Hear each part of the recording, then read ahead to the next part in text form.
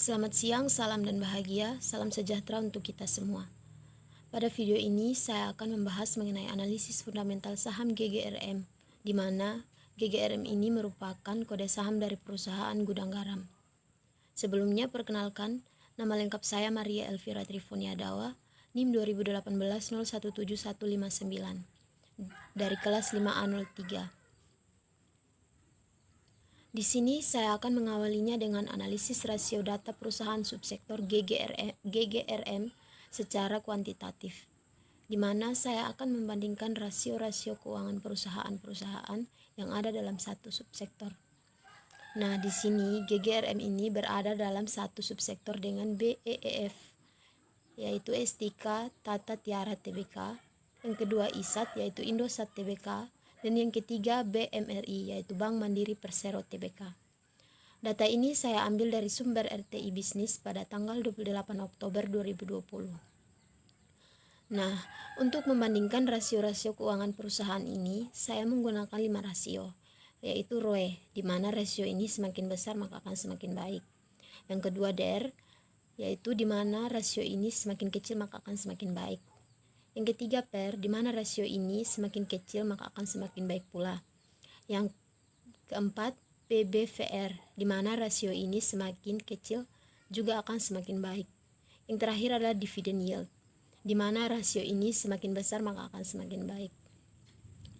Yang pertama ROE, di mana dari sisi ROE ini yang paling besar adalah yang paling baik. Nah, di sini terlihat bahwa GGRM lebih besar dibandingkan dengan BMRI, sehingga GGRM ini lebih baik dibandingkan dengan BMRI. Di sini karena BEEF dan ISAT hasilnya minus, jadi saya akan mengeliminasinya. Dan kemudian saya hanya akan memperhitungkan GGRM dan BMRI saja. Ini adalah analisis rankingnya. Di sini saya hanya akan membandingkan GGRM dan BMRI saja. Yang pertama adalah ROE, di mana rasio ini semakin besar maka akan semakin baik. Di sini terlihat jelas bahwa GGRM lebih besar dibandingkan dengan BMRI, sehingga GGRM mendapatkan ranking 1 dan BMRI mendapatkan ranking 2. Yang kedua adalah DER, di mana rasio ini semakin kecil maka akan semakin baik. Di sini terlihat juga bahwa GGRM lebih kecil dibandingkan dengan BMRI, sehingga GGRM mendapatkan ranking 1, sedangkan BMRI mendapatkan ranking 2. Yang ketiga adalah PER, di mana rasio ini semakin kecil maka akan semakin baik. Di sini juga terlihat bahwa GGRM lebih besar dibandingkan dengan BMRI, sehingga GGRM mendapatkan ranking 1 dan BMRI mendapatkan ranking 2. Yang berikutnya ada PBVR, di mana rasio ini semakin kecil maka akan semakin baik, sehingga GGRM mendapatkan ranking 1 dan BMRI mendapatkan ranking 2. Yang terakhir adalah dividend yield. Di sini juga di mana rasio ini semakin besar maka akan semakin baik. Di sini terlihat bahwa GGRM lebih besar dibandingkan dengan BMRI, sehingga GGRM mendapatkan ranking 1 dan BMRI mendapatkan ranking 2. Perlu diketahui bahwa rata-rata di B itu dividen yieldnya 2 sampai dengan 3%. Maka GGRM merupakan perusahaan yang membagikan dividen dengan dividen yield yang cukup besar. Di sini saya akan menjumlahkan ranking GGRM dan BMRI, maka mendapatkan angka yang lebih kecil. Di sini BRI mendapatkan angka yang lebih kecil, sehingga saya akan lebih lanjut menganalisis saham GGRM tersebut. Yang berikutnya, mengapa memilih GGRM?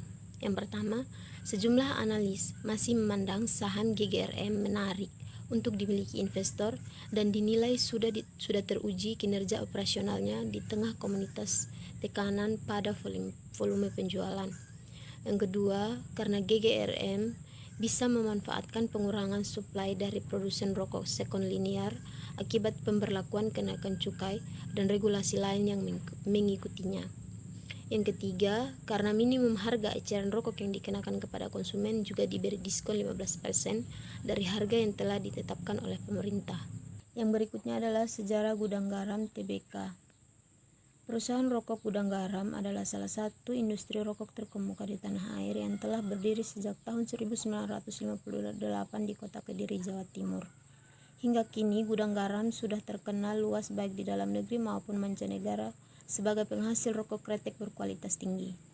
Produk Gudang Garam bisa ditemukan dalam berbagai variasi, mulai dari sigaret kretek klobot atau SKL, sigaret kretek linting tangan atau SKT, hingga sigaret kretek linting mesin atau SKM. Pemegang saham yang memiliki 5% atau lebih saham Gudang Garam Tbk adalah PT Surya Duta Investama, yaitu sebesar 69,29%, dan PT Surya Mitra Kusuma, yaitu sebesar 6,26%. PT Surya Duta Investama merupakan induk usaha dan induk usaha terakhir GGRM. Berdasarkan anggaran dasar perusahaan, ruang lingkup kegiatan GGRM bergerak di bidang industri rokok dan yang terkait dengan industri rokok. Gudang Garam memproduksi berbagai jenis rokok kretek termasuk jenis rendah tar dan nikotin atau LTN, serta produk tradisional sigaret kretek tangan. Merek-merek rokok GGRM antara lain Klobot, Sriwedari, Jaja, Gudang Garam Merah, Gudang Garam Gold, Surya Pro Mild, dan GG Mild. Pada tanggal 17 Juli 1990, GGRM memperoleh izin Menteri Keuangan untuk melakukan penawaran umum perdana saham GGRM atau IPO kepada masyarakat sebanyak Rp57.807.800 dengan nilai nominal sebesar Rp1.000 per saham dengan harga penawaran Rp10.250 per saham. Saham-saham tersebut dicatatkan pada Bursa Efek Indonesia pada tanggal 27 Agustus 1990. Yang berikutnya adalah profil Gudang Garam Tbk. PT Gudang Garam Tbk merupakan perusahaan yang berbasis di Indonesia yang utamanya bergerak dalam pembuatan rokok cengkeh yang di sini dikenal sebagai rokok kretek. Bisnisnya diklasifikasikan ke dalam 3 segmen pengoperasian, yaitu rokok, kertas, karton, dan lainnya. Yang kedua, perusahaan ini memproduksi serangkaian rokok kretek termasuk sigaret kretek tangan, sigaret kretek mesin, dan varian dengan tar rendah dan nikotin rendah. Beberapa merek utamanya adalah Gudang Garam Internasional, Gudang Garam Merah, Surya Pro Mild, Surya Profesional, dan GG Mild. Fasilitas produksinya berada di beberapa daerah di Indonesia antara lain Kediri, Gempol, Karanganyar, dan Sumeneb. Yang ketiga, perusahaan ini juga memiliki kantor perwakilan di Jakarta dan Surabaya, Indonesia. Anak perusahaannya termasuk PT Surya Pamenang yang memproduksi kertas karton dan yang digunakan untuk pengemasan produk-produk perusahaan, dan PT Surya Madistrindo yang merupakan distributor tunggal produk-produk perusahaan ini. Yang berikutnya adalah perjalanan GGRM dari tahun ke tahun. Pada tahun 1958, yaitu di mana Gudang Garam ditemukan. Tahun ini merupakan titik berdirinya perusahaan pokok rokok Gudang Garam yang bermula dari sebuah industri rumahan. Produk kretek yang diproduksi pertama kali adalah SKL dan SKT. Yang kedua tahun 1960, di mana inovasi pendirian unit produksi di daerah Gurah oleh Surya Wono Wijoyo. Di tahun ini permintaan rokok sigaret kretek linting klobot atau yang disebut dengan SKL dan sigaret kretek linting tangan atau SKT sedang meningkat. Yang ketiga adalah tahun 1968, di mana bisnis Gudang Garam Tbk berkembang dan naik kelas. Yang berikutnya adalah tahun 1977, di mana Gudang Garam Tbk berubah dari firma menjadi perseroan terbatas atau PT. Dan pada tahun yang sama juga terbit bantuan fasilitas dari pemerintah berupa penanaman modal dalam negeri atau PMDN yang semakin mendukung perkembangan usahanya. Yang berikutnya adalah Dewan Komisaris dan Direksi pada GGRM. Yang pertama itu ada Juni Setiawati Wonowijoyo, jabatannya sebagai Presiden Komisaris. Yang kedua Lukas Mulia Suharja, jabatannya adalah komisaris. Yang ketiga Frank Willem van Gelder, jabatannya adalah komisaris independen. Yang berikutnya adalah Gotama Hendratsonata, jabatannya adalah komisaris independen. Yang berikutnya Susilo Wonowijoyo, jabatannya Presiden Direktur. Yang ketiga yang berikutnya Heru Budiman, yaitu jabatannya sebagai Direktur. Dan Heri Susianto, jabatannya juga sebagai Direktur. Buana Susilo, jabatannya juga sebagai Direktur. Istatata Swin Sidarta, jabatannya juga sebagai Direktur. Lengga Nurullah, jabatannya juga sebagai Direktur. Dan yang terakhir ada Soni Sasono Rahmadi, jabatannya sebagai Direktur Independen. Yang berikutnya penghargaan yang diterima oleh GGRM. Yang pertama, penghargaan Anugerah Pratiwi Award kategori Korporasi Nasional yang berkontribusi besar terhadap pemberdayaan ekonomi daerah, khususnya di daerah Kediri yang merupakan markas dari gudang garam. Yang kedua, penghargaan bergengsi dari Bea Cukai Juanda. Yang berikutnya ada penghargaan Museum Rekor Indonesia. Dan yang terakhir, ada penghargaan Anugerah PWI Jatim Award 2019. Yang berikutnya adalah gambar di mana PMI Kota Kediri mendapat bantuan ambulans dari PT Gudang Garam, yaitu pada tahun 2020. Yang berikutnya, saya akan menganalisis dari segi finansial yang diambil dari aplikasi RTI Bisnis. Pada gambar ini merupakan gambar income statement-nya.